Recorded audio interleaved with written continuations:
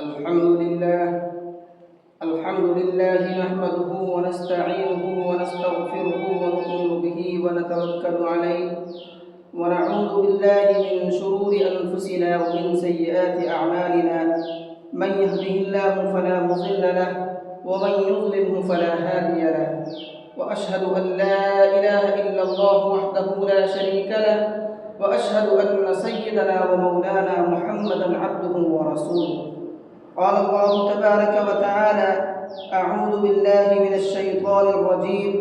شهر رمضان الذي أنزل فيه القرآن هدى للناس وبينات من الهدى والفرقان.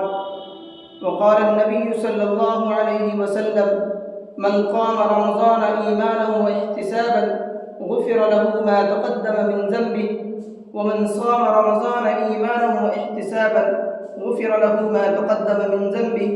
وقال النبي صلى الله عليه وسلم: إن الدنيا خلقت لكم وإنكم خلقتم للآخرة، فوالذي نفسي بيده ما بعد الموت من مستعتب ولا بعد الدنيا دار إلا الجنة أو النار.